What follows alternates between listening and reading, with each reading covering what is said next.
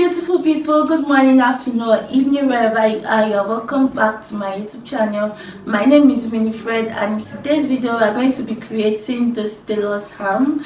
It is very easy to make and it is beginners friendly. This is used to iron any rounded part on your body, like your bust when you are sewing your corset, or your bustier, like your hip area, or any rounded area at all that you want to iron. This comes very handy. All right, and it is so expensive in the market. I went to the market recently and I priced it. The smallest one is about 6,000 naira. What? And I thought that if I teach you on here and you can make this yourself, that means you've saved up about 6,000 naira for yourself. So if this is what you love to learn, definitely keep on watching. Watch till the end, like my videos, please subscribe, and don't forget to turn on the notification bell so you don't miss out when I upload a new video. Drop your questions and thoughts in the comment section down below. I'll be so glad to hear from you.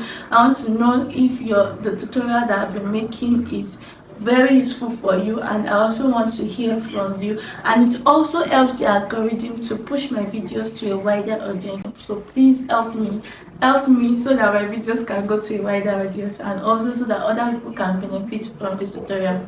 Let me stop talking, let's just get straight to the tutorial. I love you. Hey beauty, welcome to my channel. To make this kind of Tailor'S ham, you are going to be needing a fabric.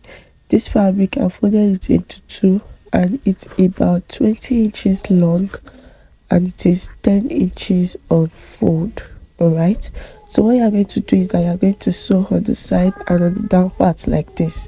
As my hand has gone, and you leave the upper part open, just sew on that side and leave the upper part open. So I've done that. Gone ahead to stitch it, and now I'm turning it inside out. So once I'm done turning and everything is well aligned, I'm going to pick my foam and I'm going to stuff it inside the bag that I've created. You can use fiber, you can use cloth pieces, you can use anything that will just stuff this thing for you. All right, you can use foam, you can use fiber, and you can use pieces of clothes that you've cut out over time. You can just stuff it inside it. But as for me, I have this foam here and I'm going to be stuffing it inside my bag that I've created. I'm sorry if my voice sounds a little bit cracky. I have a cold and I'm just trying my best to create this content for you. So once you've stuffed the foam inside, you're going to mold it with your hand. I realized that the foam was not enough, so I decided to cut more into pieces and then stuff it inside it. So as you are stuffing it inside, make sure that there are no spaces around it. Make sure that everything is well aligned and you mold it properly with your hand, because if it is there's space and everything is looking somehow, it will not give you what you want. So once I'm done stuffing, I just went ahead to fold the remaining inside, and I used my needle and thread to stitch it down, as you can see me do. So I'm using my needle and thread to stick it down, as you can see me do.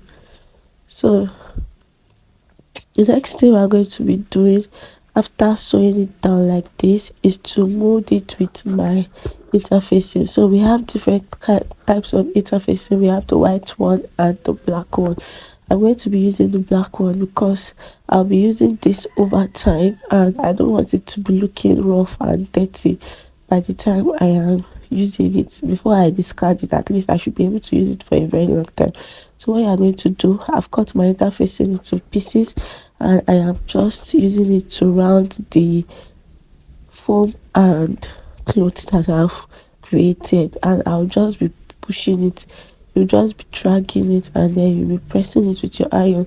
Make sure that the rough side of your interfacing is what you are placing on top of your Tailor'S arm. All right, and you keep rounding it like that, pulling it. This will help you to mold the Tailor'S arm to a more rounded shape. You might not get a perfect rounded shape, but it will mold it to some extent. So you're just going to be, attaching your interfacing all around it while you pull as you iron, and make sure that you iron it properly, because that ironing is what will help you in molding it. So I've done that all around, and I just found out that some places are still looking having edges, so I took some of my interfacing again and I'm just using it to mold it. I want it to give me a more rounded shape, so I just molded it.